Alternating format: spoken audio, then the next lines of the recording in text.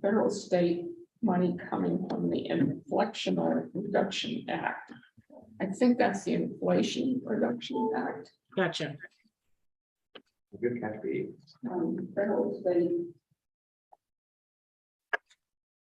I thought, what is this? Very interesting sounding. Okay. All right, so a couple of edits, brief edits. Based on those two edits, do we have a motion to accept the meetings with the two amendments as suggested? So I should say, I would move that we accept the meetings of September 20th meeting. The Second. minutes. I'll second that motion. All right, all approved? I Motion. Aye. Probably should raise hands since we can't see everybody. Just make sure we get everyone. Okay. Excellent. So we will move on to town departments, boards and committee updates, starting with Allison, the Board of Select People, Select Persons, and select board. so the Town Select Board. I got to get it right on the next one. Yeah, so I guess the main update would be that it's time to join the Association of Conservation Commissions. Great, Bob Bard followed up on that, so that's been done. And when is the conference again? Last weekend. Oh, it was last weekend. Did you go? Yeah. Oh, that's Around there. That's great. Okay. And David Kibbe and Samantha were officially added. And did David get notified of that? Rebecca, I wonder, did that, Ryan, make it back to you? Did David get notified? This information that's new to you, or that David Kibbe was in addition when we did the appointments of the new people. I think it's new, maybe for documentation, like, meeting, brought it up in a meeting like this, but I don't think it's new in the way of email, because David was involved in some email that. I thought I saw his name, but then I didn't see Yeah, him so here, he's so. been in the loop. Yes, I've been emailing him as part of the commission and general conversation. I just had a moment thinking. But I hope he no. knows that we have this meeting. I'm not sure if he knows that. I see his email on the Yeah, minutes and agenda. Okay, yeah, okay, all right. So, okay, I was feeling bad for a second that maybe he had been excluded from this, but it sounds like you know. he was,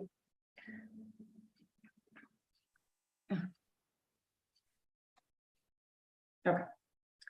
That is, I mean, I could go on and on in terms of select board updates, but I think that's it for now, unless there are specific questions about something. the only thing that I had noted was is it NOAA or IFNW, but the sort of next phase watershed, McGuntacook watershed grant that the town received. I was sort of wondering if there had been any discussion or next steps, timeline, etc., and how we as the Conservation Commission can support the efforts going forward. Yeah, so there are all kinds of things that the conservation could ultimately be involved in. The main sort of contractor for administering that grant, in addition to the town, is Interflu, working, they'll be working in conjunction with FB Environmental and others. A general budget was submitted. For anybody that doesn't know, the grant is it's the National Coastal Resilience Fund. We are what's considered a pipeline project for the McGuntacook watershed resiliency and habitat restoration project. And the idea of this funding is that it is available for projects that decrease a community's vulnerability to coastal storms while also restoring habitat. So the idea is finding cases where nature-based solutions can make things less likely to fall apart and make things better for all types of creatures. So instead of looking, they want to fund solutions like bedrock and sand dunes and things like that, rather than concrete man-made riprap type of stuff that is subject to falling apart. What they found over the years, finally, it's funded both by NOAA and the National Fish and Wildlife Foundation, with a lot of the funding also coming from the insurance companies of TransRe and a sort of grouping of other insurance companies, because they realized that when you use the sort of intelligence of nature in designs, that things tend to fall apart less. So basically, the stage that we're in right now, we completed the what the National Coastal Resilience Fund likes to do is to take projects through a progression. So they fund projects in the feasibility phase, which is what we did last year in the 2019 grant. We got $160,000 to do this sort of broad watershed assessment of like where are vulnerabilities, where are opportunities for restoring habitat, dams that could be removed, fish passages that could be built, sort of like a broad assessment. And then we are now in the detailed design, engineering, and stakeholder engagement phase, which allows us to look in a much more detailed way at a series of dams, basically all the dams, and then also wetlands, a few wetlands and tributaries associated with that. Couple bridges too. Couple bridges too. Yeah, some bridges are involved. We're very fortunate to be one of 7 projects that was funded sort of an accelerated funding schedule. So we have $1.6 million now. And there's a lot of technical stuff sort of that's very site specific to different dams. And some of this is going to involve the River Advisory Committee. But then there's also quite a bit that one of the things that, like what you and I have talked about, Rebecca, is that we put in about $25,000 to in some way try to create a model of the watershed, like a 3-dimensional model that could be on display. Ideally it would be something that water could even run through. There are a few different ways that we could do it, with the idea being to really help people understand how things are connected, were connected, could be connected, how water moves through the system. So maybe even something sort of like what the Knox-Lincoln, what the Conservation District has that they take around for sort of generic watershed education. But the idea would be to create something that's more specific to McGonagall. So right now we are still in the phase where actually I forget, in the next couple of weeks, trying to figure out basically who's going to be in charge of what as part of the grant. A lot of it is already, we had to say who we were going to work with. So a lot of that is interfluve, and then they're going to be subcontracting out. So yeah, that's basically the next step, is to figure out how much of the work is already sort of known and going to be engineering from basically figuring out, does this building need the dam in order to continue to stand up? What kind of how much of this is bedrock?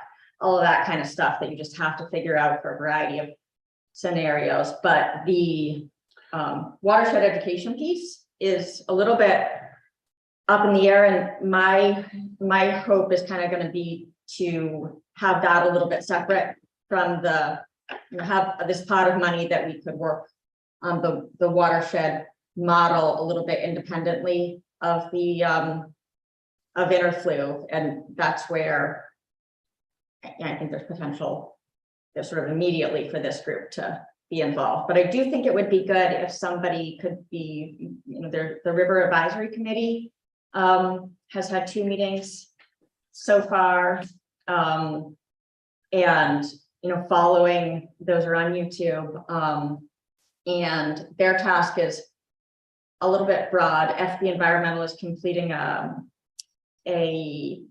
gap analysis, basically looking at all the studies that have been done so far, and then identifying where they consider their, based on questions they've gotten from other people and just their knowledge of what needs to be known, kind of, what one of the first things they identified was that we don't have very robust water quality data for the watershed at all. So looking at like baseline, we've done a lot of bacteria testing throughout the watershed, but not much for temperature and dissolved oxygen really at all. So they do have 7 devices located throughout the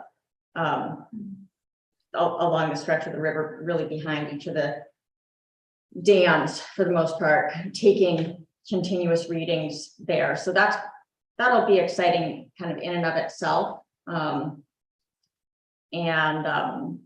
Yeah, obviously there's a huge amount of potential for intersection with the Conservation Commission, especially with the the watershed mapping, because one of the things that is included in the grant is better understanding like the role of that Rossin Avenue tributary that comes down behind Linden, not Linden Lane, that's another problem area, Lupin Terrace, that, none of the models right now show that Rossin Ave should ever flood, not in a 100-year flood event. I don't think even in a 500-year flood event.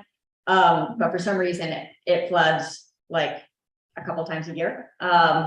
Not so much because McGonagall is backing up, but because this other little tributary is overtopping it. So, and part of the reason we were able to figure out where that's coming is we started to do some of the mapping of the tributaries there. So we're asking them to, complete more in-depth analysis there. But later on, one of the things in preparation for today we did do is added everybody that has access to the tree app now should also have access to the stormwater app. So And the plow. and the fire house, yeah. So we can start to go over that.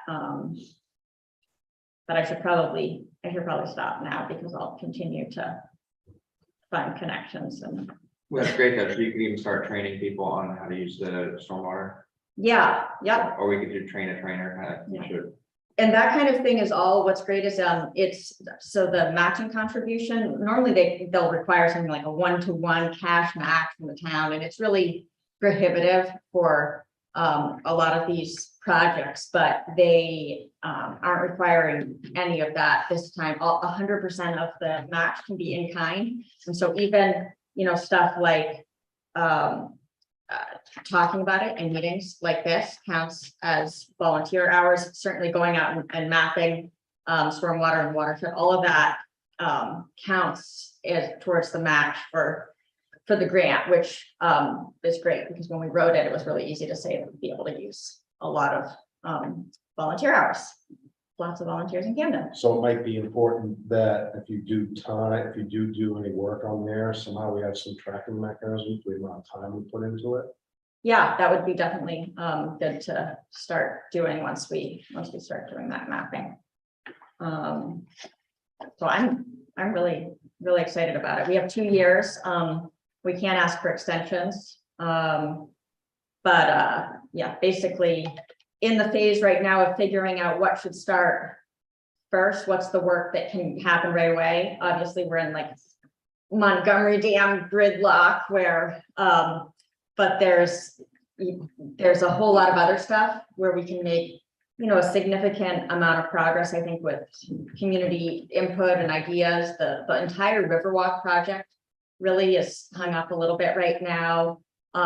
Well, literally and figuratively at the wastewater treatment plant chain link fence. And so that which also is the impoundment for the Knowlton Street Dam. And that's the area behind the Knowlton Street Dam really slows the water down and impounds sediment as far back, almost, past the middle school car wash, has an influence almost to the Rossin Avenue Bridge, but not quite. You can kind of see at the Rossin Avenue Bridge that water's kind of moving quickly, and then it slows down. So the wetland permitting and all of that has been a barrier for the river walk moving forward. But included as part of this whole grant is, would be like wetland restoration there. So removing some of the sediment, finding a beneficial reuse for some of the sediment, restoring the ability of that whole area to be like a sponge for these rain events. Right now, it's just full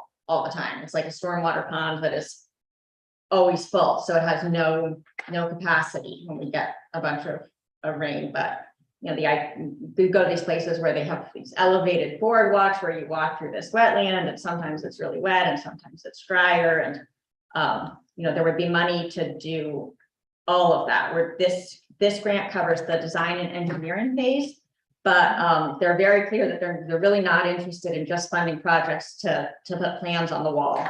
It's they're looking to get us to the next phase, which would be construction and implementation, where they have up to $10 million available. And then there are other funding sources too. So the more we have people kind of paying attention to all the different components of this, the better prepared we could be to say, get the whole project to a level where, once we figure out some kind of a solution in the most controversial parts, we could say, oh, well, we already have this plan that's going to work really well for the upstream areas. Part of the issue is that the funding is contingent on the town implementing nature-based solutions wherever possible. So they have been very clear that they will not fund solutions that they consider to be inferior, like concrete, where it can be natural materials. So if we say we want to keep the Montgomery Dam exactly as it is and for example, don't have any fish passage there, well, there's no way anybody's going to fund any of the things that we might want to do in the upper watershed. And it's kind of like a sliding scale there. Like, maybe if we were to come up with some kind of fish passage and keeping the dam at Montgomery, they might not fund that because they don't they encourage dam removal where the dam is playing like a hydropower role or impounding a lake kind of role. But they might say, well, you guys could fund that part yourselves maybe, but we'll fund this part up here. So that, I think, getting that message out that the solutions that we choose at different sites, it's part of a bigger picture, with the overall goal being also a reduction in the coastal storm risk. So, right now, with the lake, one of the things a lot of people don't understand is that we get these big rain events and the water starts to rise really fast behind the dams at the lake, and you'll start to see Barrett's Cove flooding or Bog Bridge flooding. And they try to keep those dams closed up for the most part during the rain event as much as possible, so that the lake can absorb the brunt of the water, because there's already so much water coming down into Camden below the dams that you'll start to see, like underneath the Smiling Cow, the Smiling Cow will get wet. At all of these different spots, we start to have very close to flooding or flooding. And usually when we're seeing that, it's all just, the water is all just coming from this side of the dams. So then when Oh, that's my, sorry. But then at some point they determined, okay, well, we have to, people on the lake start screaming because they're gonna flood, and they have to let water out of the lake. And that adds to it, that sends all this water downtown that we don't have room for. So it's constantly kind of threading the needle usually we get lucky and the fall, storms come in the fall, we've already brought the lake level down. It's supposed to come down about 2 feet at this time of year, but it's this constant back and forth because the people up at the lake want to get their floats out, and so they want you to keep it as high as possible, but then if we get one of those October 31st storms, like from, last year, the lake started off 21 inches below the spillway, 21 to 24 inches below the spillway before that storm. And by the end of it, it was 19 inches above the spillway. Now, if we had started, but they were able to keep the gates pretty much shut during the brunt of the storm. If we had kept the lake, full as people wanted it, we're always sort of narrowly missing some kind of a situation. So we're trying to make it a little more possible to release lake water from the lake when we would need to by eliminating some of the pinch points downtown. Anyway, but I could go on and on, but I can send anybody that is interested, all of the grant application does have some background information in there. If anybody wants to send me an email and I'll send that. I am going to be presenting, actually, I don't know if anybody saw the main monitor is doing a series on coastal towns, the impact on coastal towns of climate change. They did a thing on Camden and maybe 10 other coastal towns. She did it on Cape Cod. I think she did a nice job. But they've asked us to participate in a forum that they're hosting. So anyway, lots to talk about. I appreciate it. It's a big grant. It's a lot of work that's going to happen in a fairly short amount of time. So any way we can plug ourselves into and kind of wrap our heads around it, the sooner the better. So I appreciate that, and give us yet one more thing to read into the next month and see what roles we can fill going forward. Oh, somebody just put a link to the article there. Thanks. Oh, thanks. Is there anything from Parks and Rec that we need to know about or worth noting? Is there anything coming up? Anything going on at the Snow Bowl or any other places that we need to know about in terms of projects or work or activity that's relevant? Oh, I mean, there's plenty of stuff. One of the things we had initially talked about was having this group maybe take on some of the Parks and Rec stuff, because we haven't gotten, that'll be a conversation the select board needs to eventually have, since the Parks and Rec committee is, was put on hold, trying to get a handle on all the different committees and all the different things that they're doing and the overlap, and but it's been a little while since, so plenty of Parks and Rec things that apply to the overlap with Conservation Commission. Brian, does anything? And historic too. I mean, I think that, I would deem this as a Parks and Rec project with Curtis Island. Oh, yeah. And, conservation is taking a very active role, or historic is taking a very active role, be a priority of the historic committee this year to restore the Keeper's House.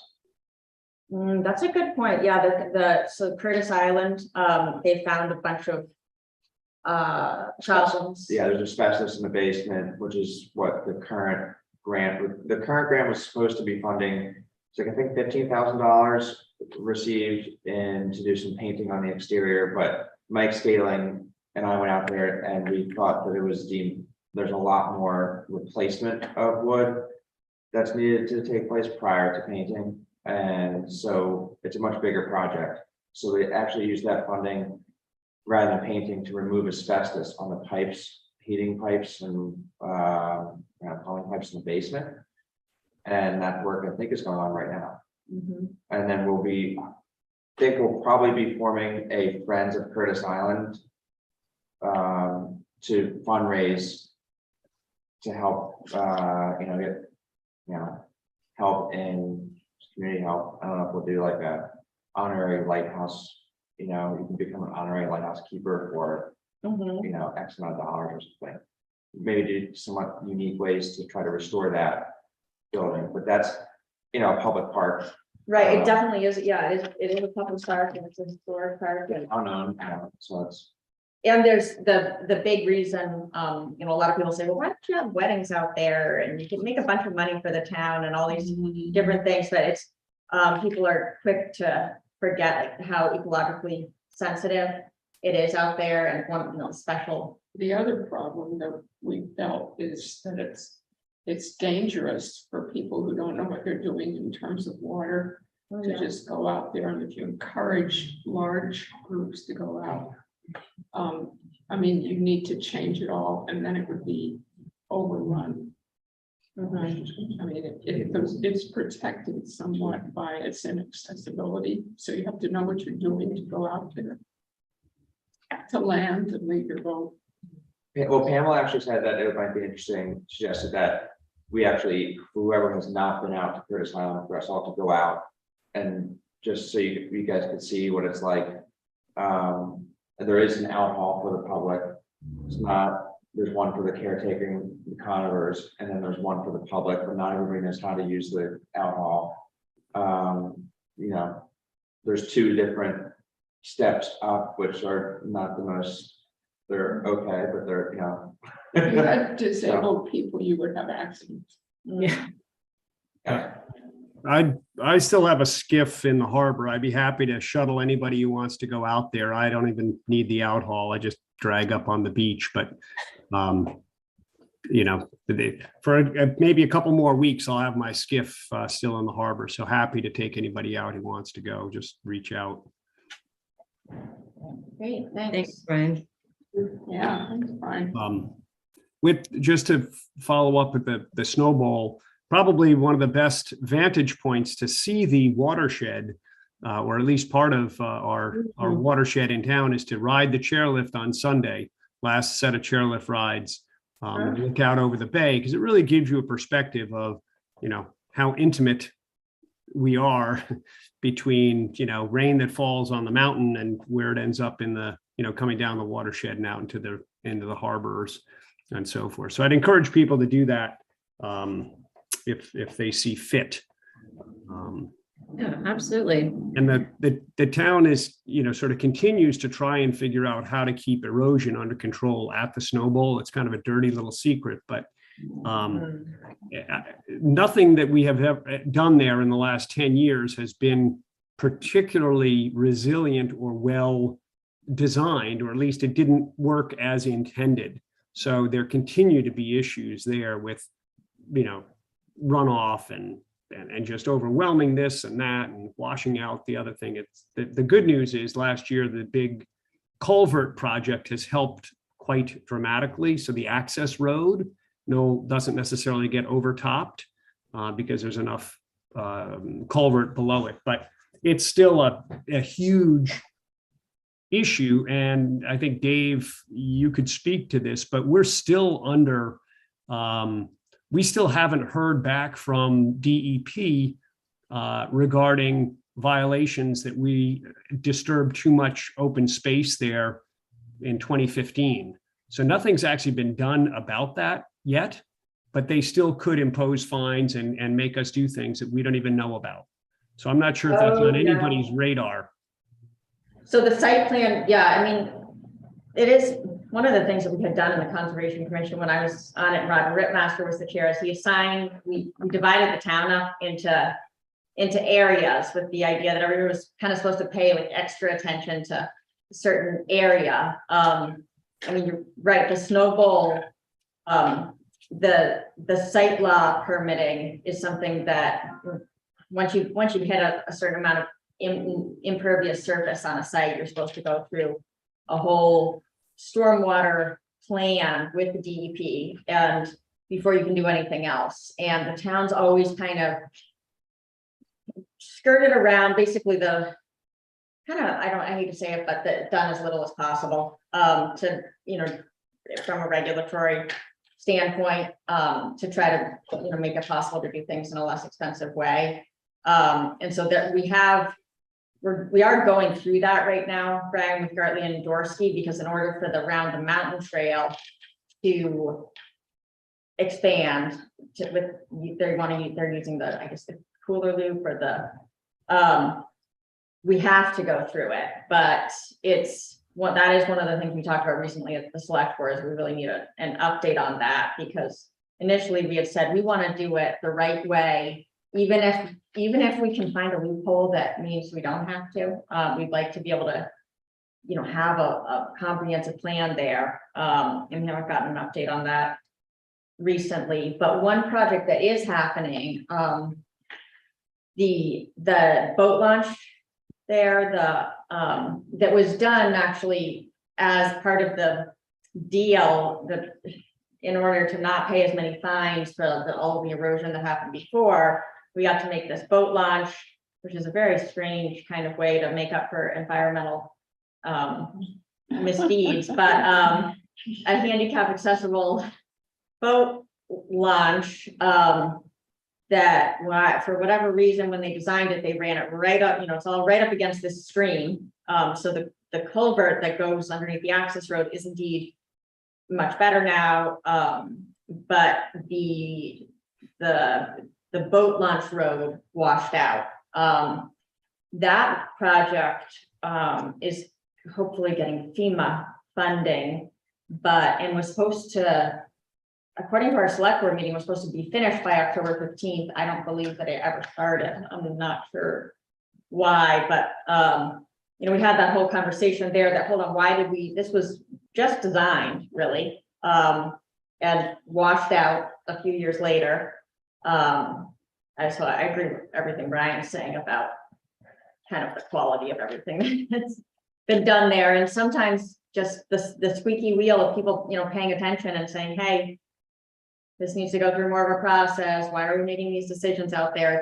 It's annoying for town staffs, and it makes it annoying sometimes, and so people hesitate to do it. But taking a walk around the snow bowl, taking a walk, in all these places, and noticing things and bringing them up is a good idea. I always like it because Dave likes it, but you don't always see everything. And somebody can look at something with a different perspective and you're like, oh, I didn't notice that. And it saves you a lot of grief in the long run. Like when they put in that boat landing, I don't know, Brian, was that you that did that? I was there when I was there. I was on the. Why did they move it over another 5 feet so it wasn't right along the edge of the stream? It's like the space was there and they just didn't do it. You know what I mean? It would have saved, that's like one of the types of things where if somebody would have just said like, hey, why don't you move the road over 5 feet so you're not right on the edge of the stream or a road, someone would, oh yeah, that's probably a good idea. I'll do that. well, that's going to cost $400 more, Dave. No thanks. I mean, it was the time to do it was then. Now you have this other problem, which creates a lot more work. So I welcome that kind of stuff. Yeah, I may look like it at the time, I don't, but I usually do. Yeah, well, it went through whatever normal review process would happen in the town for a town property to be, have some renovation to it. And I presume there was an engineering plan that Beth sought from someone, and we contracted that. I don't believe the town did that work. I think that was contracted work. It's all, Gartley and Dorsey designed it, and then it was probably done by, one of the contractors that we all Right. know. Could have been easily moved over 5 feet. I mean, it's the land is there to do it. But Anyway, it's one of those things that happens. I mean, could we recreate that, what the existing and using boulders, or could we, in repairing it, could we? They've got a design that they're gonna have to submit because it's in the stream bed and it's well, they already did it. We proved it, and we're just waiting for. it's really not anything to do with me, to be honest with you. I'm not involved in that one. So I don't know what the solution is. To me, the solution is moving the access to the boat landing just a little bit and stabilizing that bank, and how they do that, I don't know. But that's not something I'm involved. I think they're going to put it back pretty much exactly the way it was before, But not in the same location. No, in the same location. I mean, I'm not in favor of all of this, but it came to the select board. We approved the bids.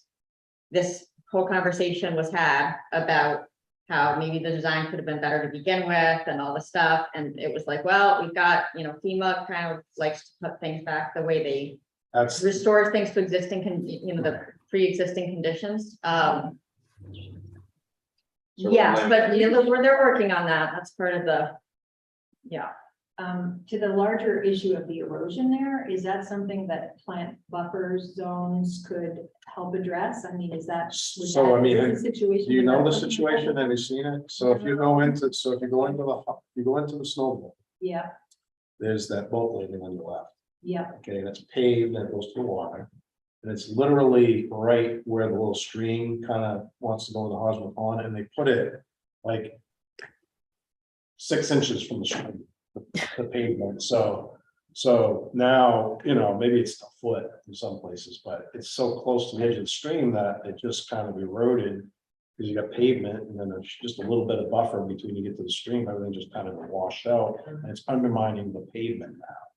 So there's really not much you can do, you're right, you're gonna have to kind of somehow stabilize it with boulders or some vegetation or. But then there's the whole walls. snowball problem that's Yeah. the This is a larger small- problem. This is just a very, but it, it's happening kind of everywhere. Mhm. From the logging projects that, when they expanded the trails and found the least expensive way to do it. And then we got a bunch of rain and it all just kind of, I mean, Um, the intensity of the storms is a big part of it too, we're getting stronger and more intense sustained storms. I have a question I've withheld for 10 or 20 years, which is what happens. Oh, my no. God. I never trusted the mountain bikes, and I've been reassured by people that they're harmless, but how Wait, how let me stay on the agenda because we have a lot to cover. I'm Yeah, just- I- yeah. That's important. That's Let's why I add it to- withheld. right. so Okay. real quick though, with mountain bikes.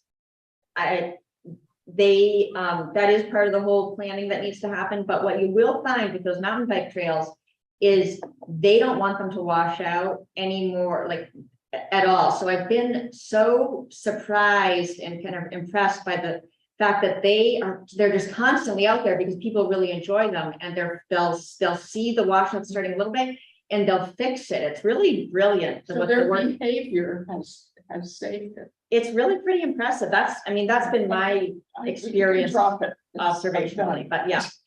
Okay, so what I'm hearing is that there's opportunity to assist Parks and Rec and probably largely with some sediment erosion control, buffer planting, type, rain garden, buffer planting type, projects, opportunities, going forward, when and where they have time, receptivity, we assign it a priority.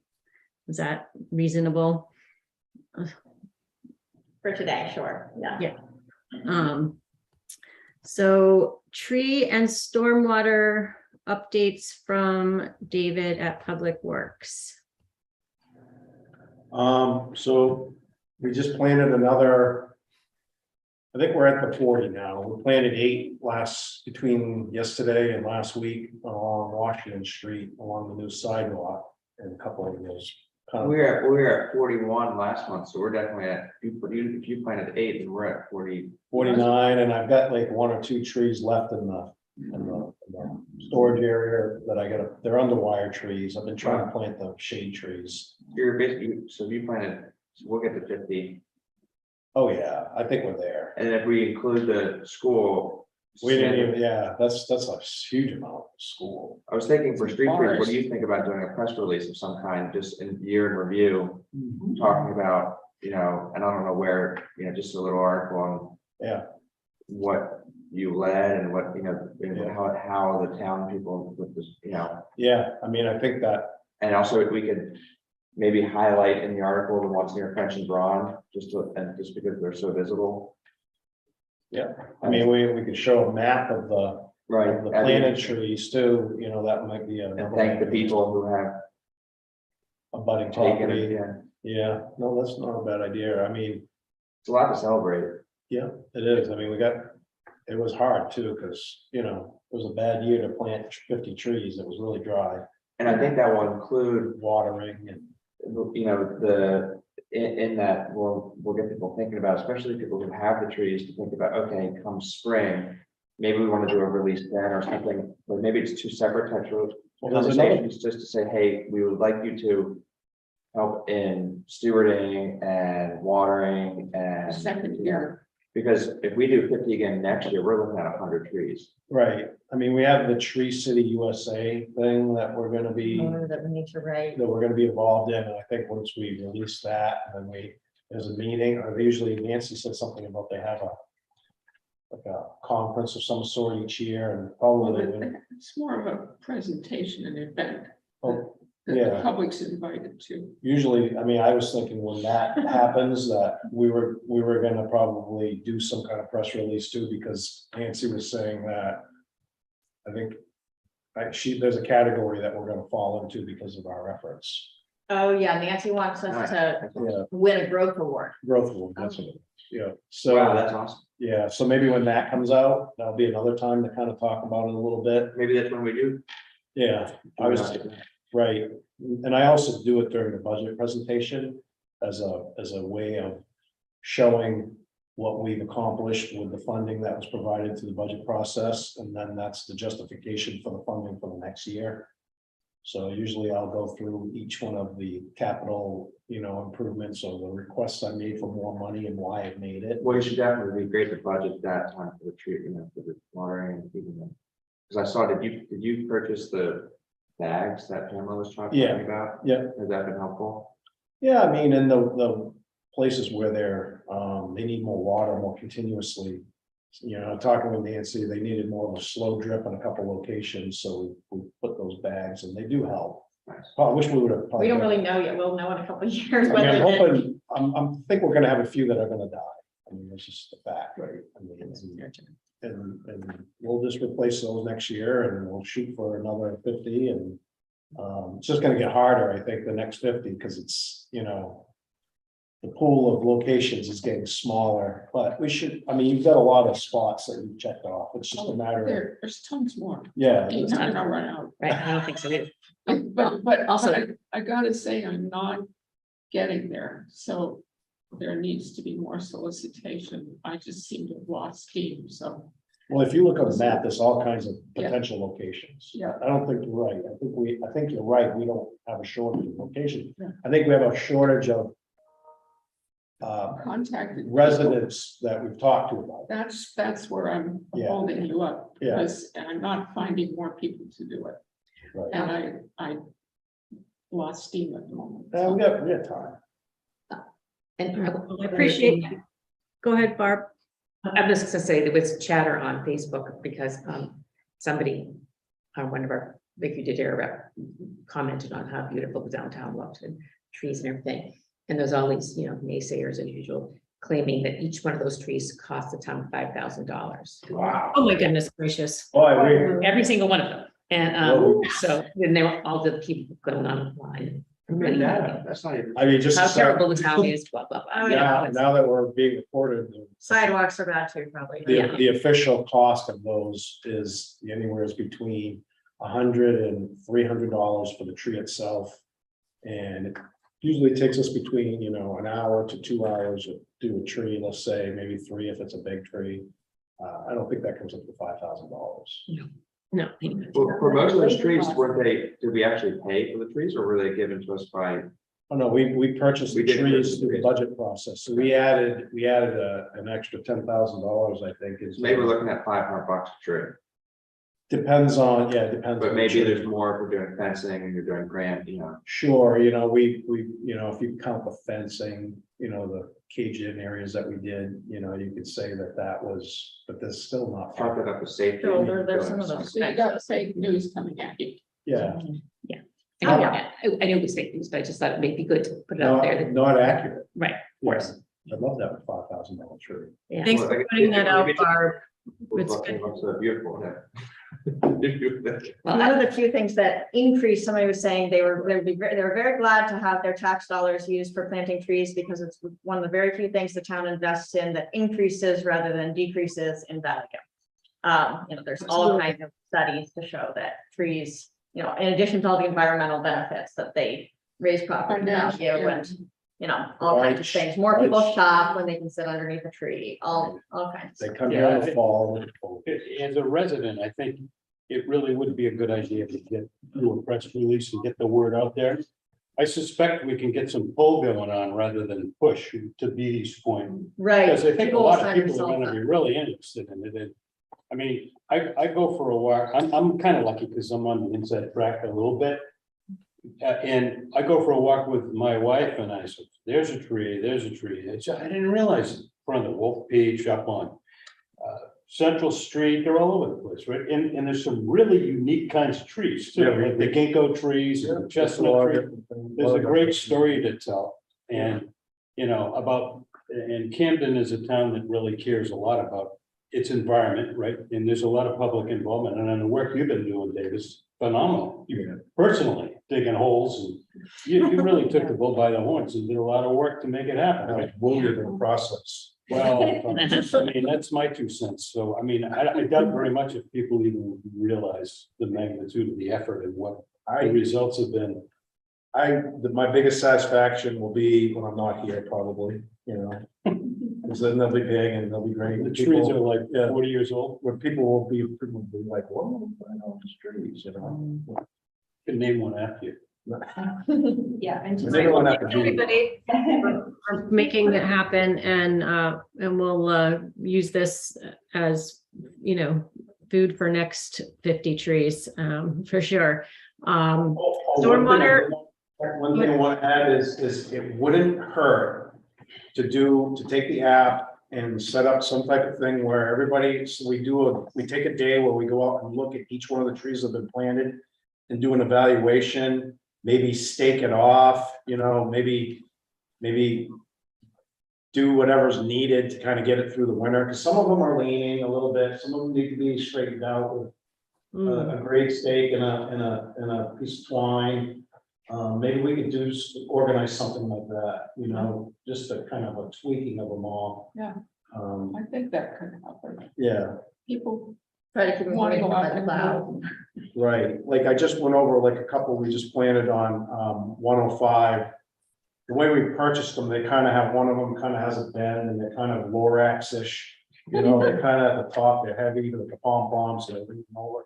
I mean, we need a taller stake over there to hold that tree straight so it doesn't get bent over with the weight of the snow and rain. The garden club trees were all staked, and it does protect them as well, Right. not just the cleaning, but most of these trees that you planted are doing fine. So Right. I think. Just a thought, and if you see one, don't ask my permission to stake it off, just do whatever it takes to kind of protect the tree. Support that, but I can do it too, if you don't think that's. Awesome. All right, anything on the stormwater, should we do an email blast out to try to get people to, or do we need to have an app lesson, a little training? What's the next step for us to assist in furthering that effort? Yeah, Allison just made it available on field maps. Yeah, but it's gonna require some training, so we could set a date and time now and then just make others aware of that. Might be easier than relying Let's do it. the initiative to do it another time. You can, feel free to look around Right. in the app. So and- I have access to the app, and I've looked around in the stormwater layer, and it's interesting, but I don't actually know what it is you guys would like help with. So I think some sort of conversation around what we can actually do would be good, and maybe scheduling something for that. Yeah, so there's all kinds of stuff. There's, everything from filling in the items that don't have pictures, of the catch basins themselves, or noticing problems in the stormwater, like the the surface water, small tributaries that aren't there, or but yeah, so let's find a time. Do we want to maybe do like this time, but like next week? I'm available. Wednesday, yeah, I can do that.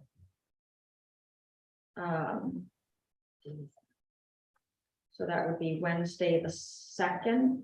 Yeah, Or something. I can do that. I don't know if I can do 2 hours, but I can do noon. Yeah, no, And yeah, we could just, Should we meet here, Allison? or- yeah, we'll go out walking and, A lot of it is correcting what's inaccurate. So, tweaking things that are already there. Adding things that are missing, like you'll be walking around and you'll see, oh, there's a catch basin. Then you look on the app and you're like, oh, it's not on the app. I okay, mean, Gotcha. yeah, it's like, I'll give you an example, like Rawson Avenue. The state is getting ready to move a bridge. And they're getting ready to do a design, and they did a survey. And they literally missed like a catch basin and a pipe that's going right under the bridge where they're gonna remove the bridge. They completely missed it, so. yeah, and so did we on our system. Right, and we missed it too, so it's like, it's an easy thing to not be 100%, and the more we can look at it and add to it, the better. do you know if there's a way in the app to show only catch basins and only catch basins that don't have a photograph already, for example? So I could like pull up that, and that's my screen, and I walk around and I take pictures of catch basins. That's the kind of question I would have. We can probably talk about that next Wednesday, though. That specifically, no. That's a good question. Yeah. You can filter on the computer for different things, but, yeah, that I know the answer is no. Okay. Point. But Okay, so noon on Wednesday, November 2nd, for those who have the time and inclination to learn the stormwater app, and we'll meet at the French conference room and head out for on-site literal application of the app Okay, for an hour or two. Okay, awesome. I'll be there. Anything in terms of planning board or zoning that is other than what I'll talk about in a second, that we need to, that came up in the last month? No, okay.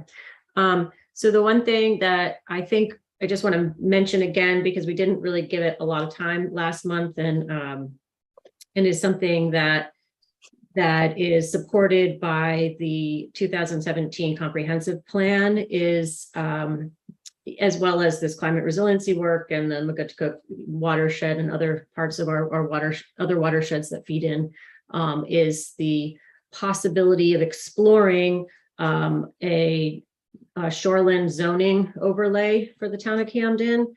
And it would be for not just the Magoticook, but perhaps the coastal shoreline, the coastal watershed, and to see where there are areas that might need a little extra protection. So we have NERPA, the National Resource Protection Act, that nationally protects our wetlands and our shorelines, both inland, and coastal, but it also, we need, there may be places and spaces that need some extra protection. And so what the town could propose through, the work that Conservation Commission does to put something together is to look at our maps and do overlays and add potential 50% or 50 feet more in certain sensitive areas, or 100 feet more, or no build zones in certain sections because of the ecological site sensitivity or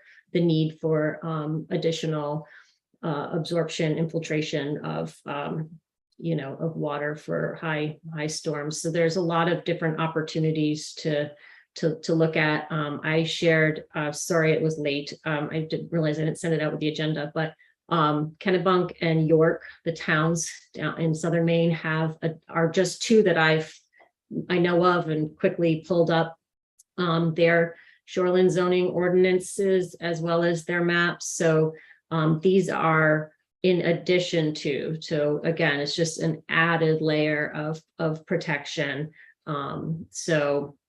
So that we aren't putting too much impervious surface in areas that are taking a stronger load of our stormwater management and or have particular ecological sensitivities of other natures. So this is something that is supported by the 2017 comprehensive plan, as I mentioned, and has been brought up. I think Jeremy has mentioned it before. It's come up in conversation off and on for probably longer than I know, because it's probably been talked about for longer than I've lived in town. But so this is just something that would be right in our wheelhouse, and wondered if we just wanted to at least share this, ask you guys to look at the maps, look at some of the ordinances, maybe do a quick query on your own if you're inclined, and see what your thoughts are and how much we might want to, if we want to add this to, the 2023 task list, if you will, and then involve Jeremy in planning, zoning, et cetera, as this unfolds.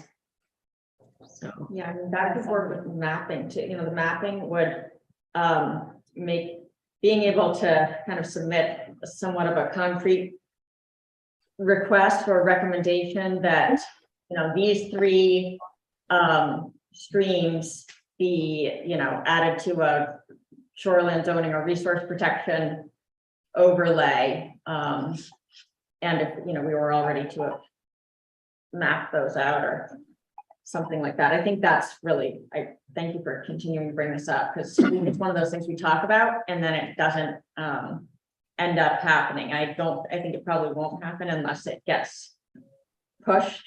Not because anybody's against it, but because it just won't happen. So might be a good thing to talk about as we're working on doing the stormwater mapping.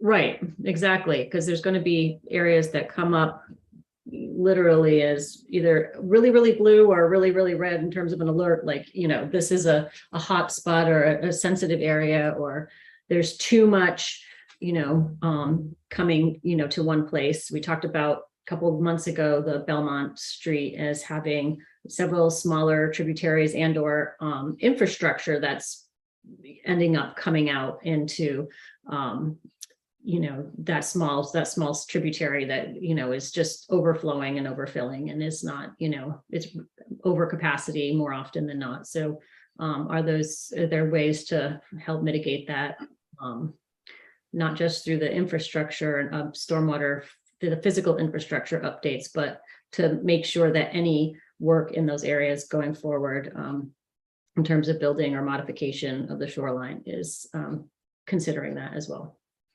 Yeah, I mean, maybe it's not the full 75 feet that the McGonagall River gets, or the full 100 feet setback that the lake has, but other places that do, 20, 50 feet of protection, like, Daly Brook, that Belmont Ave Brook, Rawson Avenue. Yeah. And the green infrastructure piece, I think, is something to think about, not just the distance, but the roots to that roots to shoots ratio in terms of vegetation, having larger herbaceous plants and shrubs and trees have much deeper and broader and fibrous root systems than turf grass. And so we can talk about ways that there are other, buffer plantings or revegetation after, some type of construction work in those areas to make sure that it's able to slow and help infiltrate before it gets to the lowest point in that portion of the watershed. So I feel that, I would second that this is important and definitely should be a priority of ours this year. I'm wondering a few things. One, just for comment, it seems that there's just in continuity that effort in forming or enhancing or reviewing or editing overlays, natural resource overlay zones, having that conversation with planning and zoning, is going to coincide and complement the McGuntacook watershed review and that grant funding and, you know, the studies that are being learned or the time that's being learned, reviewing the McGuntacook watershed being just the main watershed in, you know, the town in which we live. And so I feel like there should be some continuity or shared, just I'm gonna make that to comment, but I'm wondering, how would we define success in this from like, if we look back on a year and we're talking about overlay zones, is the goal to have like a ordinance such that if you, or do we need to take this to vote with the town to say, hey, if you live on this portion, your lot is now, you know, going to be subject to a conservation protection zone, which is no build within 150 feet, or like, are we, how do we define, how do we actually implement these protections? Do we need to take that to? Yeah, everything and Okay. all zoning changes go to voters. Okay. It might be good just to do a little bit of reading about, the The current regular- process in other places.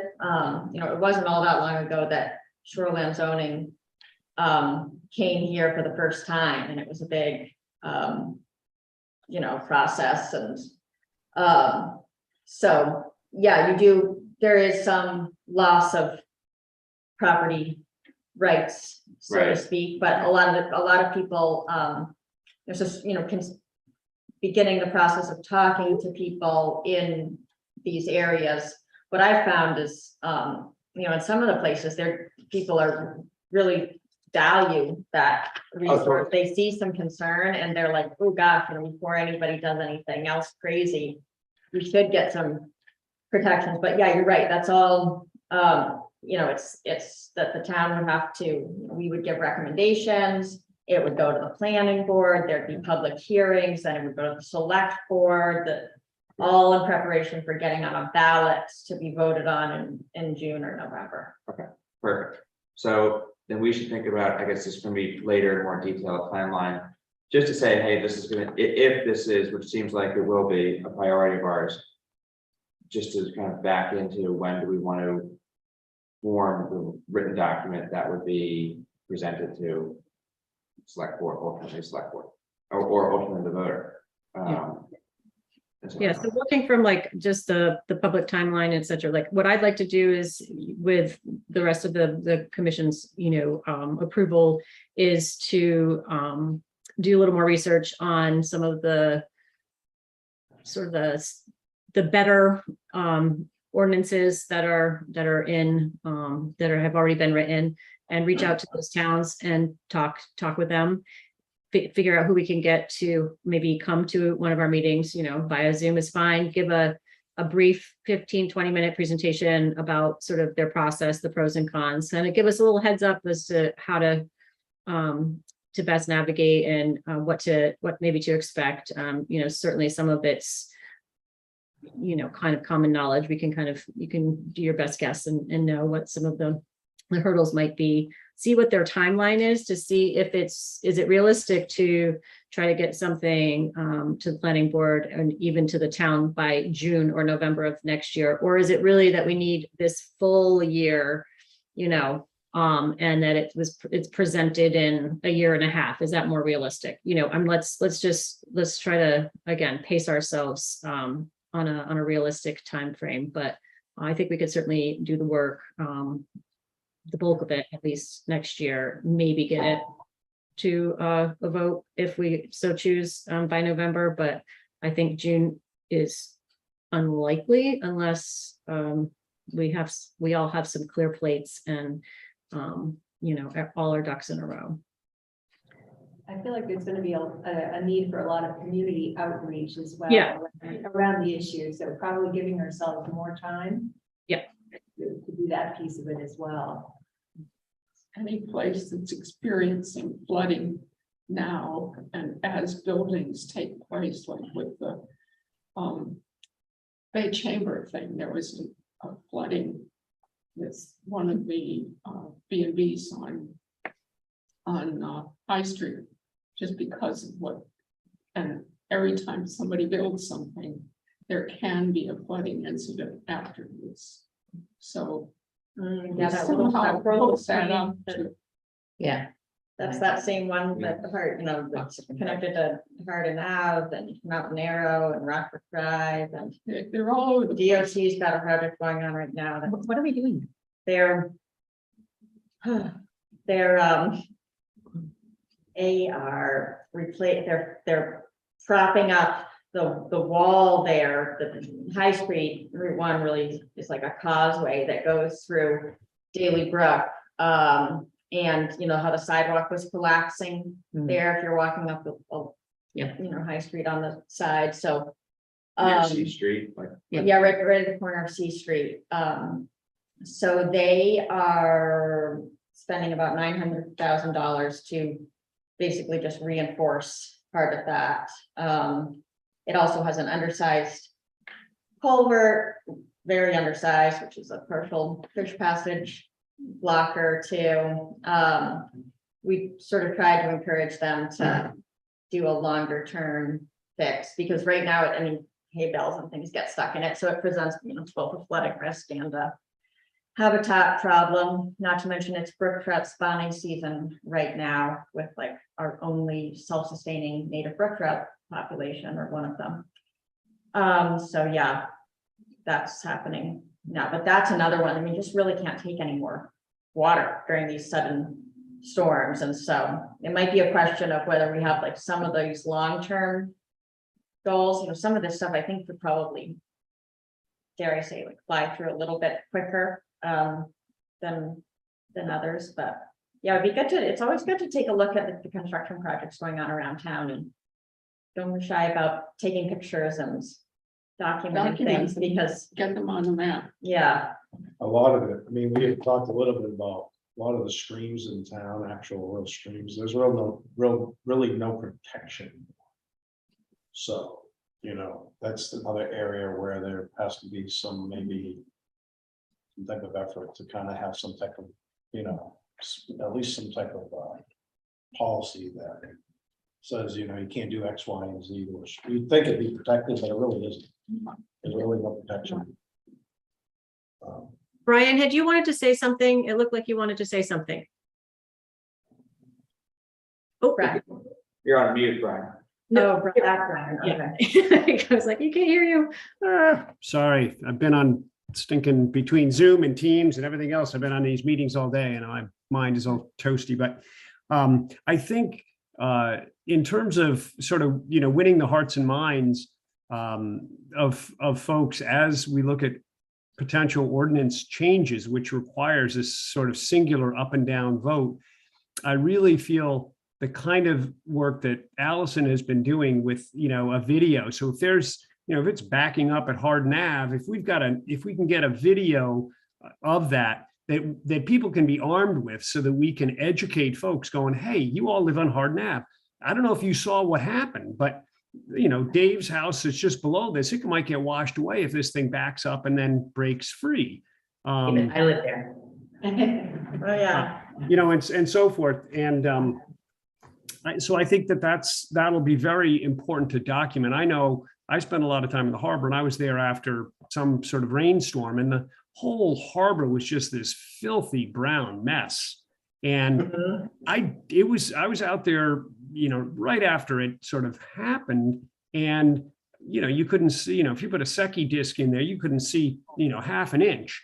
But I think a lot of people miss that, and I think it will create an impact. So just that. And the other piece I would add is that I know, and Allison, I'm sure you're cognizant of this, Audra is quite protective of Jeremy's time in terms of ordinance stuff, because the town has their own ordinance priorities that they're trying to get written in. So I think it's important for us to take, to be cognizant of where we might fit within their priorities, and try and, create a realistic time frame and make sure that it works with what they're intending, because it'll take Jeremy a lot of work as well. It's not just what we come up with, I think.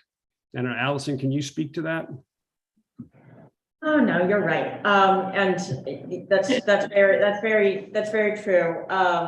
And that's where it would be good for me to ask Jeremy, what's the most helpful level for us to get this to? And, you know, what would make his life easier, what level of detail he wants things at. We are getting, I forget when she starts, but, Start. oh yeah, Mhm. we have a new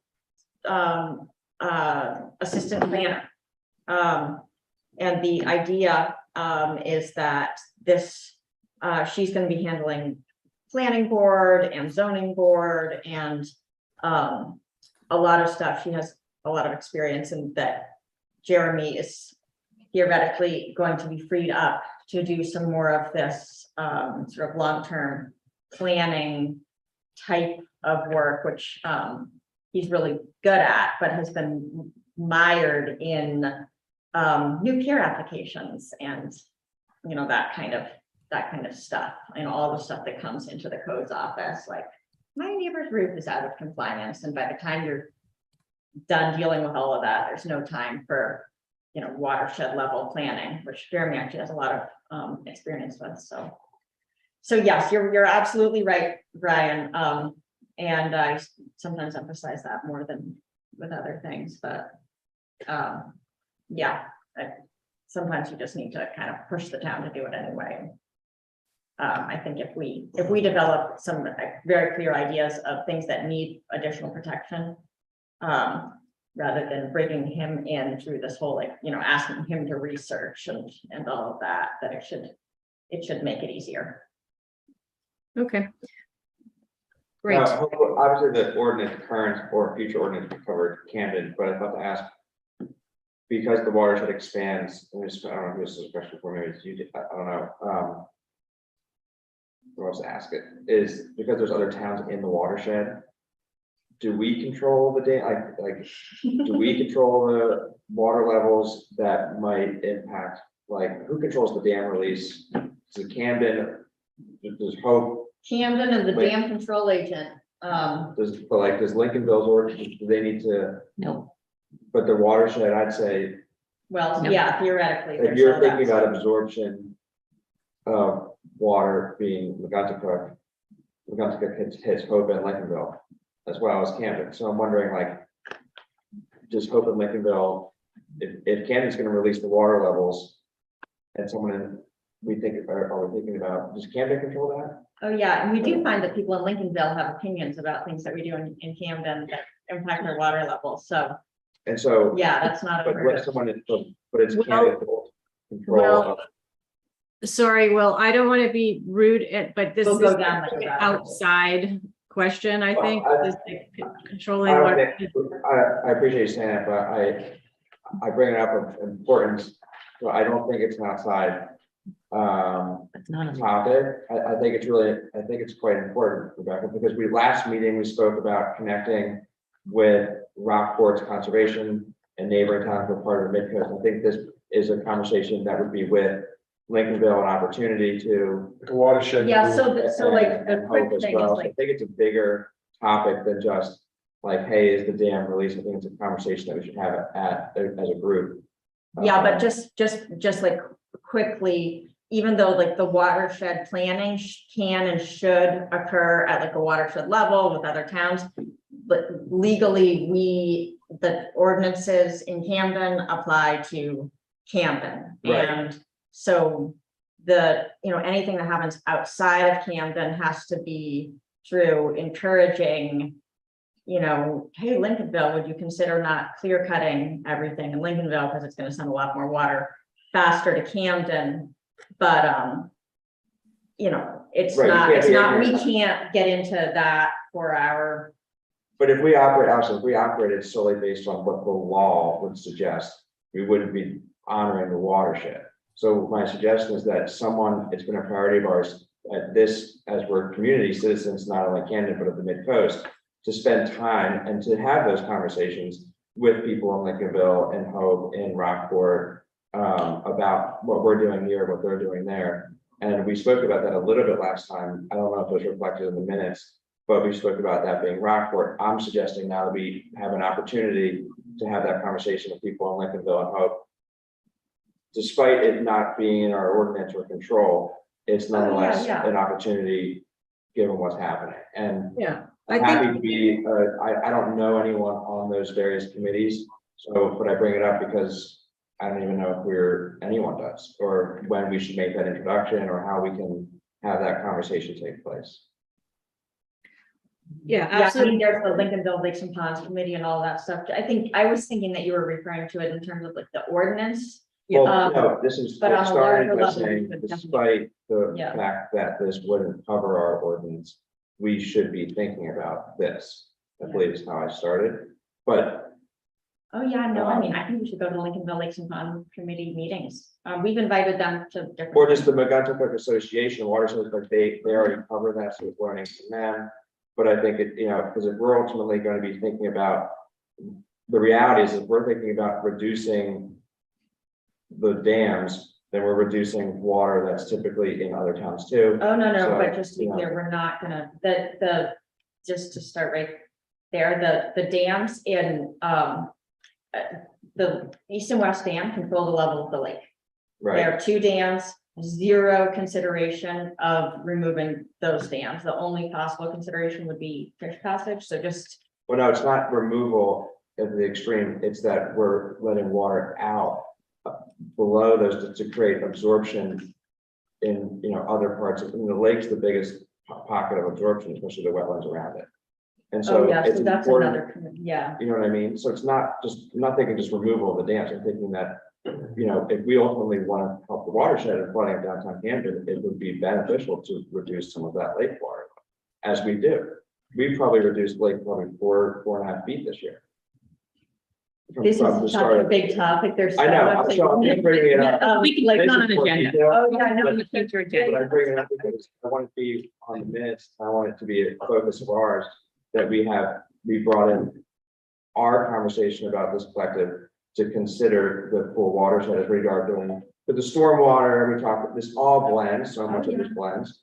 But the stormwater, which is important, is Camden, and when we think about, and potential ordinance, it's also thinking about where is it? I wrote something for the Increase the paper scale. my column for the paper this week was called Town Lines Are Pretty Silly, and it was all about water Yes. expense, so I'm totally on board. Just for the record, so the lake level today is 15, Okay, minus 15. Historically, it's 20 to 24, so it's usually lower. So just so it's 50, so it's. 15, Minus below the 15 spillway. inches below the spillway of the dam. Right now, and it's usually 20 to 24. So It's actually usually higher. lower, but it's supposed to be. So why 20. don't we allow, well, We're working on that, but there's other reasons, but we don't want to get it. Yeah. Yeah, It's like we- but we control that, okay. That's important, I think. so at this point, we'll circle back around to that conversation in its own, and I think like the essence of what you're trying to say anyways, but I want to keep the thing moving, the agenda moving. BD, is there anything you wanted to add in terms of the trees? You've been working hard. Well, a concern for next year, which I think we sort of mentioned, of having to water, since we've had a drought every year for 4 years now, a really bad one this year. And Camden, I would say, probably worse than even parts of the mid-coast, watching where the storms go. We get affected by the mountains. Very likely there'll be another one next year. And I don't want Dave to water 100 trees. So I want some communication with residents and businesses who are involved, that we can identify who will help with watering, because watering will be probably important for most of those trees next year as well. I think the idea of having somebody help with the watering will be helpful, and maybe we can work a little bit more towards, it's the whole insurance thing and the vehicle. Well, see, the way the garden club always did it was to make the residents and the businesses responsible. And we can do that. In some situations, yeah. In a lot of situations, that was possible.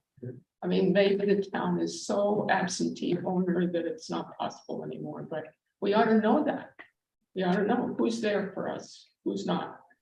Well, we can probably talk about that in another Yeah. thing and put it in the app. Well, I think it's awesome with the treats. It's been, and just a couple with David, it's been awesome. It's been really great. Yeah. But there is, I think there's an opportunity to not only talk about, celebrating with general public, but also celebrate, talking to the individual people who actually have the Yeah. communication. I don't know if that's the town sending, could the town send a letter to, Conservation Commission could write a letter thanking the people that'd be amazing. that said, That'd be awesome. that said thank you or said yes to letting us plant a tree in front of, even though we could have planted the tree. I mean, they were supportive. And we'd like to ask them to steward it and help with watering for next year. Right, maybe we should Sure, talk I'll let you- after March or very early April before spring comes around, just to circle back, letting like as the tree emerges, its second year of growth is critical as well. It's not quite ready to be on its own yet. It still needs a handhold and but I think that would be fine. I would be happy to do a first crack and send it for edits and suggestions and then kind of queue it up to be mailed to the landowners who agreed to have the tree in their their right of way, as it were, in their yard. So that'd be fine. So moving on to the harbor committee, I was able to speak with Joshua Moore by phone. I don't know, last week. I've got COVID brain. It's all a blur. So he and I had a great conversation. He is excited and happy to have us, add value to any of the work they're doing. Obviously, the pier moratorium is kind of front and center with what they're doing. They just last month finished, or their last meeting finished, kind of the review of all the reviews, looking at what is or isn't feasible going forward. And so he has invited myself and anybody else from the Conscom that wants to go and planning board to attend the next meeting to see what our suggestions and or inputs are, areas of concern, things that might be missing, and then they'll take next steps and bring it back to the select board from there. So yeah, that was all great. It was a good conversation, a good meeting, and the timing was such that they were just getting ready to basically be ready for any other input to this moratorium conversation. So when is the next meeting? It is November 18th at 8 a.m.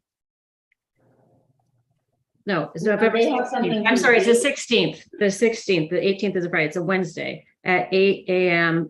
Right in the French conference room.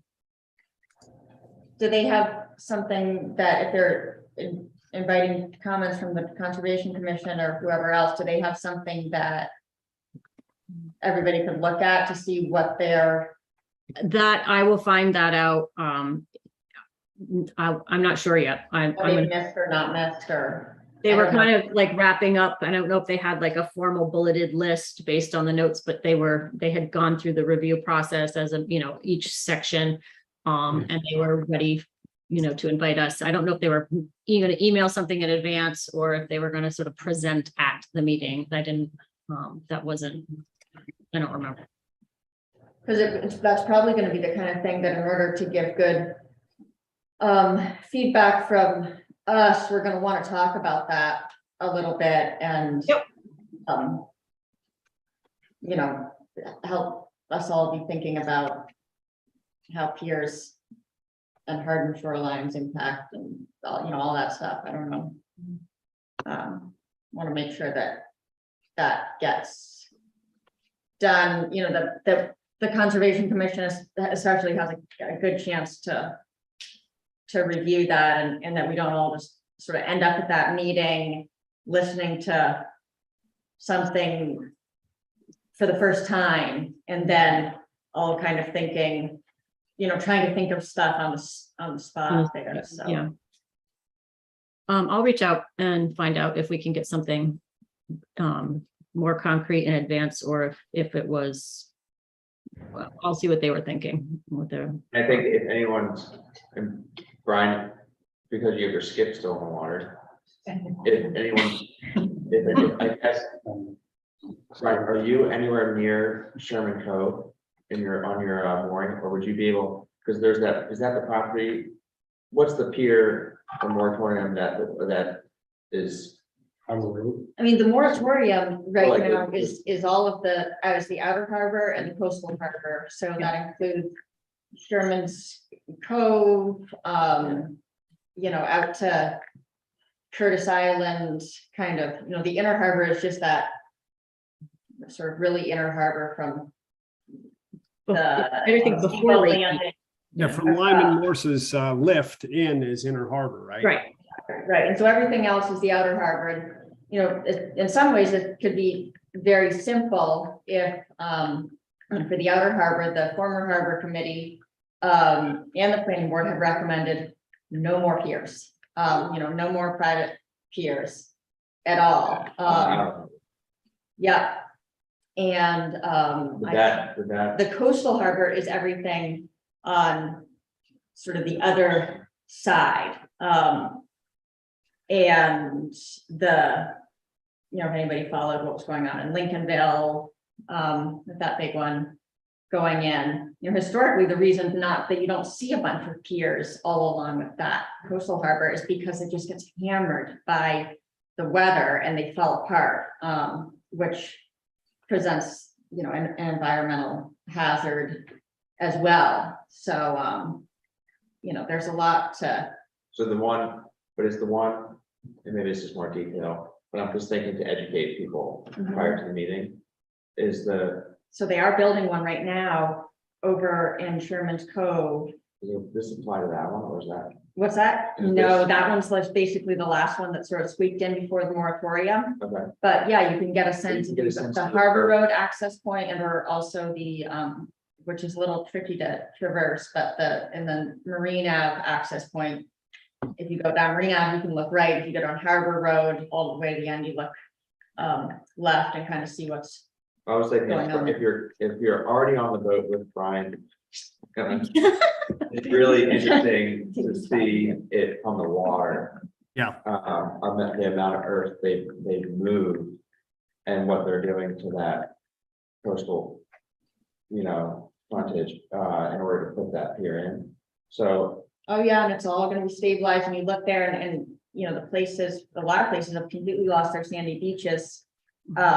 Because a lot of the sand on the beach is caused by the, natural erosion process. So Sherman's Cove is an interesting place to look because it's the only part that hasn't been dredged. And a lot of it is basically natural, but little by little, there's this reinforcement that's happening because with rising seas, everybody's like, I need to protect every, square inch. And it's gonna be at this point at high tide, you can't walk around a lot of it, so. right. There's so many layers to look at. and he did ask for some additional information, like some of the ecological maps and some of the NERPA rules and regs and things around, because he hadn't really seen how it looks, in terms of the mapping for Sherman's Cove and why it is considered, a higher area of higher protection than other parts. So I was able to pull up some, main GIS mapping and link and send it all off to him. So he had additional information to look at for that particular section. So. Maybe we should I just have a focusing on question. that, walking around there. And I'm wondering if this is something that could be so simple for like an immediate impact for a conservation commission on harbor committee is I've always found it very powerful when there's signage that's like, simple signage of where water level has been in major storms. So I'm thinking of just like a hole in the ground, if it's like, or even like just like a wooden post that then just shows you a line of like, we had water at 4 feet 6 inches on October 11th, 2005. And then at 5 feet 2 inches, we had water at, on November 12th, something. And just literally put it down on those benches at the harbor park, just to show people like, might not, to Brian's point, you might not be here when it happens, but like, hey, it was here and I'm showing it to you now. Is that something that maybe as like a conservation commission, like, or maybe suggestion for? It's something that's been talked about 5 million times and everybody always agrees and then it doesn't happen. Now, I'm gonna put it in the ground. It's almost like somebody. I've got a post on it. I've got a cedar post bigger. Like it's better like if somebody does it, it's like not necessarily authorized by but we did paint the harbor master shack. There's been some Yeah, there's stuff. that, but that's kind of, I like that, but I think it'd be important to like, I don't know, I think it'd be a cool thing for us at conservation just to. Oh, yeah, we could maybe like a subcommittee or something. That's another one we can talk about. We need like an after meeting chat brainstorm out. We can get through all these and then we can determine what could go on the agenda at some. Okay. Because there's all kinds of stuff like this. Powerful. So now I'd love to turn it over to Pamela and Barb and to find out what the Maine Association of Conservation Commissions talked about, and to thank you publicly for taking a Saturday on behalf of the town and the commission to go and represent us and learn what's going on around the state. Pam, you should be talking, but I should tell you, you guys are officially members now, and it was. And I saw that I sent the agenda out and she's like, oh, we could check that off the list. So thank you for getting that It's done. really good. I highly recommend if anyone has the opportunity to go in future years to go. I mean, like, we could have all gone if we wanted to. But, Yeah, that's great. Yeah, it was quite interesting. They had 2 speakers, basically, from different parts of the state talking about projects that they worked on. They had Julie Isbell from the National Park Service, who's the rail, what is it, trails person for the state of Maine. And she talked about the work that they do and how they can help towns with things. Like, apparently she's worked with the town on the Riverwalk a bit, I guess. She told Barb. And realizes that there is a hold up there for that. Barb spoke to her a little bit, and then there was a fellow from Woodstock, Maine, who talked about a community forest project they did. And that was really interesting too. And I think there were some, and then the most interesting part, I think, was at the end, everybody from the different towns stood up and talked about what their conservation commissions were doing. There were a lot of interesting takeaways with that. Part of it, I think, community involvement, community outreach, especially involving school kids, was a big part of sort of this, the community forest project that that commission in Woodstock undertook. And also I wanted to mention that I spoke to Randy Hogan, who is the chair of the Scarborough Conservation Commission, and their webpage, I can email it to everybody if you're interested, because their webpage on their Conservation Commission webpage is really interesting. They actually had 3 main mission goals and priorities, and then things listed under that. And I'm wondering if that would be something that we would want to establish as well as part of our commission. There were sort of general things like preserve open space, I can send the link, like I said, to the committee, so you can look at that. It's just a 1-page part of their town website. Very interesting, and I actually emailed her as well, and she spoke about some other things. She's also really interested in land use ordinances, because Scarborough is under a huge amount of development pressure right now, being right outside of Portland.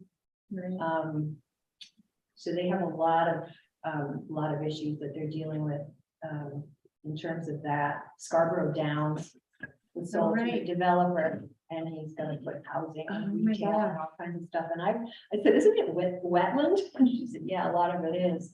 So, but really, really wonderful woman, Randy Hogan, and, she also mentioned a couple of other things that she was looking into, Maine Won't Wait, which is a 4-year climate action plan that the state of Maine has put together.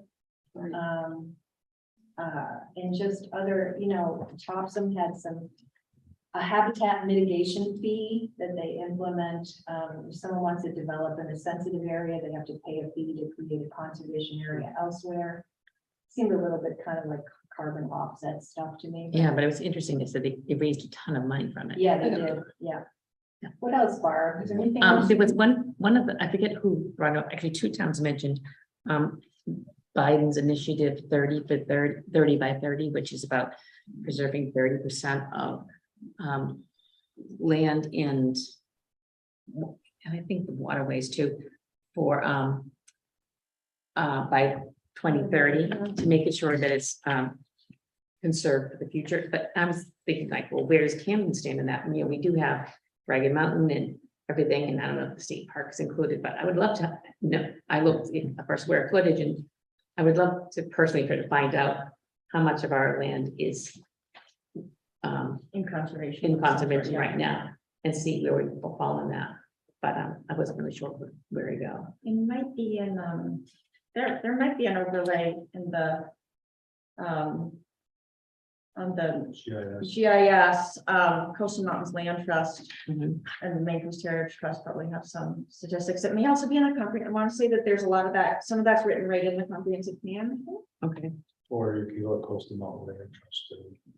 Yeah, ask Yeah. Ian how many. We have they have. And It's did you, very special land because of the mountains. So we think of those as under conservation, and some of them are, and some of them aren't protected. Right. Protected by their topology, but not necessarily. Right. So Right. it's very special. Camden, there's not that much building space. right, Yeah. and Barb, did you get? Oh, yes, copies and of any of these they things? gave 2 handouts, which I would scan and email to you guys. There's a couple I could pass out, but some of them were potential, 101 potential conservation commissions. I thought it was interesting because one of them that was on here, but that was marked, then crossed out was something about promoting sewage, basically putting PFAS on use of sewage sludge on farmland is promoted, so they crossed that one out, so it's really 100. Then the rest of it was like, wow, that was really had been recommended at one point, but Oh, It's a yeah. great conservation thing, because we're taking all this phosphorus and we're just like wasting it, and then we're like, oh, we're gonna get our phosphorus from a mine in Central Florida instead, and so initially it was a really, really positive thing, because we're destroying the world with our phosphate mines in other places, and so hopefully we can come up with it was a very environmentalist thing to do, to find a way to recycle that, and they've figured out how to get the heavy metals out and a lot of other things, but not the further. I worked on sludge with Mofka for years, and I found my file the other day, and it was dynamite. But we didn't know about PFAS except to say halogenated hydrocarbons. We knew that they did break down, which is why we value them so much. Okay, but one of their comments was construct a fishway on a river. oh, yeah, Yeah, just have to run my car real Yeah. quick. I'll be right back, everyone. but I'll scan these and send them to you guys within the next minutes. Awesome. Well, again, thank you for attending that. It sounds like you got some good information and ideas, and the networking opportunities and name face recognition is always good as we proceed with some of the projects ahead. Yeah, we learned a lot. Great. I put looking ahead to 2023. I'm almost partly because of time and other things, and I wanted to talk a little bit about some of the other business because it will help circle back on a couple other conversations. It might be advantageous for us to think about kind of an outside, maybe make an hour planning meeting that happens between now and the end of the year. That's not an actual, it could be an open meeting, but that's, or sort of considered sort of a subcommittee, but thinking about prioritizing our efforts going ahead, so that we, that we can have tangible goals achieved, and we can highlight those both at the meetings and through stories in the newspaper, and and so on and so forth. So I wanted to just wonder if we should think about November, early December, Well, talking. what if we started by like an email to each other? Yeah, absolutely, absolutely. I'm Draft started and then whittle down from that. perfect. Yeah, everybody just throw instead of everybody, just throw all your ideas at me. I'll kind of like aggregate it and then put a little list together for our next meeting, and then maybe we can have a little short powwow session at the next meeting, and then sort of solidify or agree on an action plan for 2023. I just want to make sure that, again, that we're staying focused. There's a lot of things we can do, but let's do a few things really well, because it is a multiplying factor. It will all add up. I like that approach. 'Cause you can get watered down real quick and then not get anything done. Yeah, it's just, it's like there's a million good ideas, but let's do 3 of them super well. Like, let's do, because again, I know, having worked in conservation, and we're all bright and well-traveled and educated people, like, we know that doing this project here will help another area there, will help another area there. So, all right. So then other business, we have, I'm going to just mention again, because it came up before, and over the winter months, probably through the district where I work at the Conservation District, we will be putting together a IMAP invasives training opportunity. What it will do is allow, it's very much like the stormwater management. You're going to see a cattail here. It's very much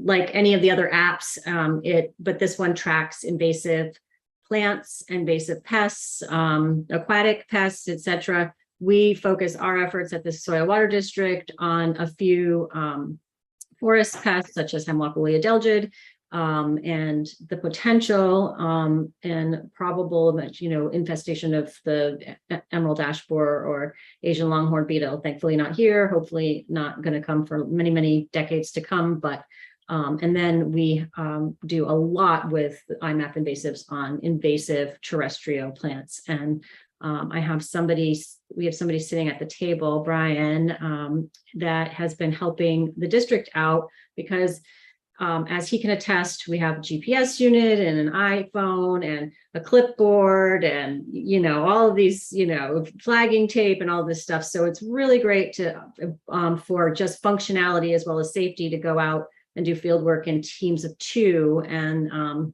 his interest was piqued when we, I think actually meeting at the early, not quite official Conservation Commission meetings. And then he's gone out with us and done field work for some projects here in the mid-coast, and has really learned a lot about invasive plants. And I thought if he was interested, then maybe other people would be as well. And it would certainly overlap and dovetail with any and all of the conservation work, whether it's working with Parks and Rec, whether it's working on watershed, whether it's working using the buzzwords of climate resiliency, stormwater management, et cetera, because these are the plants, and if we're talking plants particularly, these are the species that are going to take hold faster and hang on tighter, and be more of an ecological and economic negative impact. So I think it would be great if we, while you're out doing one thing, if you just tap a couple buttons on the next app, or as we're talking about these other projects, that this is a layer that could be added, and adds value and to the project. We Oh, want you're to skip your hand. training. I We love want that. to skip- Go ahead. So oddly enough, I don't even know how this happened, but I did find out about IMAP invasives on my own somehow and downloaded it on my phone and signed up for an account. And I did some mapping around my neighborhood of some of the invasive honeysuckle and Japanese barberry, just because that's what I know and can see really easily identify. So I would definitely love to be a part of that training. And I was kind of curious, like, who does something with this data? What is actually done with the information? Yeah, so we at the district level, so it's uploaded and it is administered through the Maine Natural Areas Program. So the state of Maine actually holds the sort of the largest or the most the highest level account. And so that data is looked at by the invasive plant biologist. We have through the work with the district, we have done a lot of work with producers, be it private woodlot owners or farmers, and assisted them with land management. So what we sometimes forget is, yes, you're growing blueberries or you're growing produce or you have livestock, but most farmers actually own more or as much woodland as they do active pasture or crop fields. And when they're looking at land use management or expansion or updates or, letting something go fallow and et cetera, there's a lot of, management issues. And if you're opening up a woodlot, or if you're letting go fallow, a pasture, understanding what those plants are, or how much you may have for plants will really help them have a more successful plan and a more productive lands going forward. So that's where we sort of started in terms of utilizing the IMAP invasives program, but we've gotten multiple grants over multiple years to help expand that data set. And we're now working with the Maine Forest Service and woodlot owners with 10 acres and larger, doing management plans for private, public, landowners, period, municipalities, it doesn't matter, and developing management plans to assist them. So the mid-coast area and the Kennebec, so Waldo, Knox, Lincoln, and Kennebec are the kind of the hotspot, if you will, area in the state of Maine, because we're kind of the line of demarcation for where a lot of widespread species are in terms of terrestrial invasives and where they may not yet be in other parts of the state. We see something like an early detection rapid response species like Himalayan balsam, the pink touch me not. At this point, I think it's widespread, like it's well healed in the mid coast, but believe it or not, it's still considered an early detection rapid response species because statistically using the IMAP data, you can see that it's really concentrated in Knox and Lincoln counties, unfortunately, and is spreading out through other counties beyond. Why? We don't know what the vector was. We don't know what actually, plant, animal, mammal, bird, human, accidentally on purpose brought it here. But the reality is, we have the highest concentration in the state. And yet, if we can get a handle on it here, we can show that it's not elsewhere. So it's that, and it's also being used in Canada. So there are several provinces and more than a dozen states that are using the IMAP tool for plants.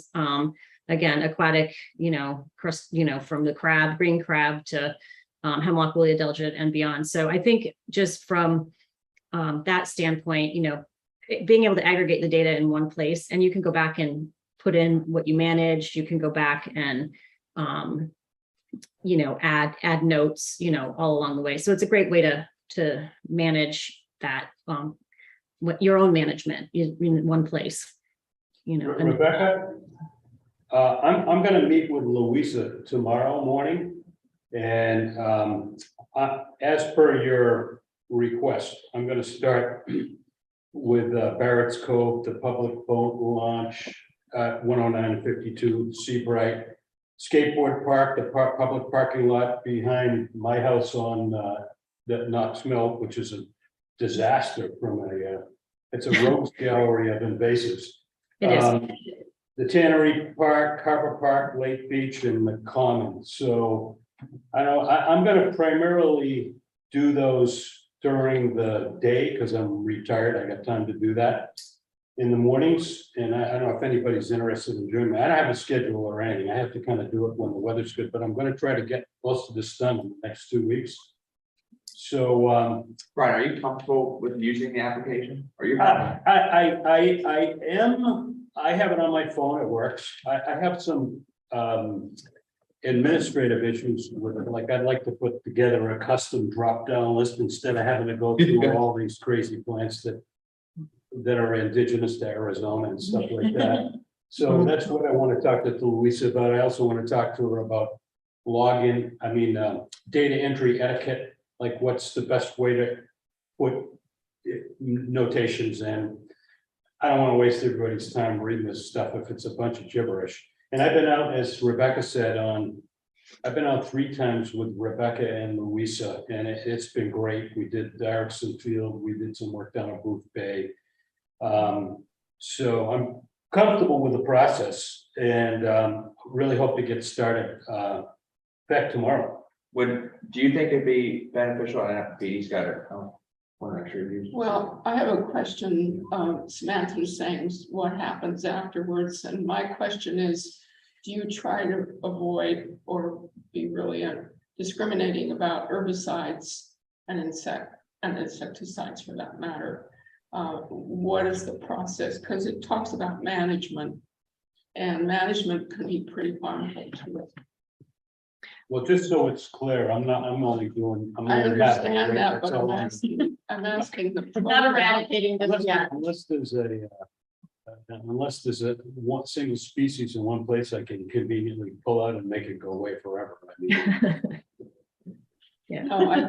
This is just a mapping tool. This is just recognizing what it is, where it is.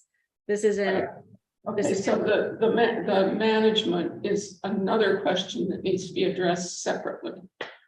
Yeah, this is really just to make sure that we're Because when we're out doing projects that we're recognizing that and there's another layer. stuff that you might wish they hadn't done. I don't want the hatred of immigrants to sort of spread to all these creatures.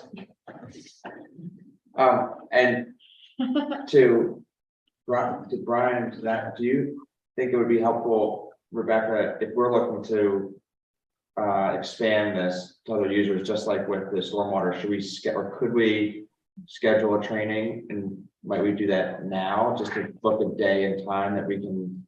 No, my schedule is so ridiculous, right? I would really like Louisa to be part of it because she is much more tech savvy than I am. I use it, but she's younger and more adept and just does, it's more intuitive. Can we get that? Do you mind reaching out or letting her? So Once you know her schedule, or once she's able to, we could schedule a training. yeah, so I'm thinking probably December for the training, realistically, because she and I have some management plans to get through. But I want to make sure that you're aware of it and it's on your radar. And the last thing in the next 3 minutes, I'm going to talk really fast, is to let you know that I spoke with somebody who's that is on the Rockport Conservation Commission, which is interesting because she lives in Camden, but I digress. Or at least she's been attending and looking at projects. It's Erin. Oh, me too, yeah. So, and I'm very familiar with 2 or 3 other people who are involved with the Rockport Conservation Commission.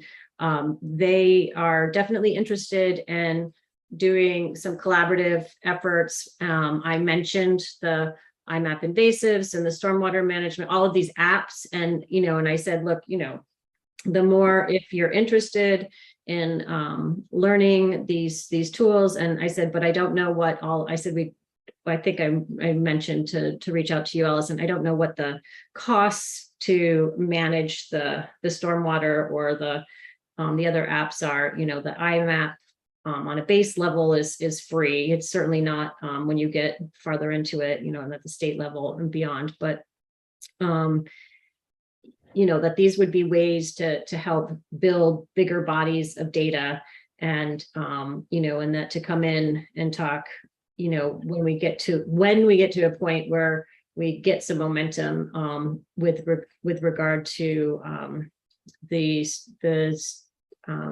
new ordinances for shoreland overlay maps or something of that nature, that by all means we could invite them to a meeting or to the table to say, here are the models, or here's the proposed, what we've proposed, take it in, adapt and adopt on your own. I think again, it's helped to strengthen the work that's being done in our town, and to recognize that, we're not a silo. But they were definitely interested in hearing about what we were doing, what directions we were heading, and what projects we were going to highlight, and to be invited in to participate or to help amplify efforts where it made sense. One thing that did come out of the conversation was that they, at least at this point in this cohort, this commission is very keen on kind of utilizing the buzzwords climate resiliency. So even though stormwater management is climate resiliency and street tree planting is resiliency, just to make sure that if we ended up doing any type of joint grant writing or anything like that, that we were able to be supportive and utilize the partnerships so that we're targeting the right buzzwords and the right framework to meet the sort of the goals of each town. So Something that would be really simple is mentioning to them about the tree planting along. I did. On Rockport, because it seems like that's something that might be a little Yeah. harder in Rockport. Yep. Yeah, she called me after you talked to her, Rebecca, and already had a good list of things from your conversation. We followed up a little bit more on, one of the things would just be the Goose River. We talked about the app a little bit, and, there's really no reason we can't get the Rockport people to log in for the Camden Stormwater app, up to a certain point, especially if we were to do it in a targeted way to say, let's work on mapping out the Goose River watershed. All those little tributaries with Hosmer Pond and Goose River. So I don't know if there were a couple people that wanted to do that. To start learning with the Goose River, they could, their harbor is going to turn dark brown eventually, and it's going to all be coming from Camden if we don't do a better job working together. So the snowballs erosion problems are ultimately Rockport's problem too. Yep, absolutely. All right. So that's it for now. I think we covered a lot in 2 hours and 2 minutes. So I want to be mindful of everybody's time. I'm actually a half an hour late getting into a rescheduled meeting, so I need to jump off immediately and jump back on. And but I appreciate everybody's interest and efforts, and we'll reach out with IMAP training separately in a separate email for probably early December. And for those who can, we'll see you next Wednesday to learn the Stormwater app. Thank you, Rebecca. Thank you. Great. Bye, everybody. She did a great holding job. The, I know you had mentioned that.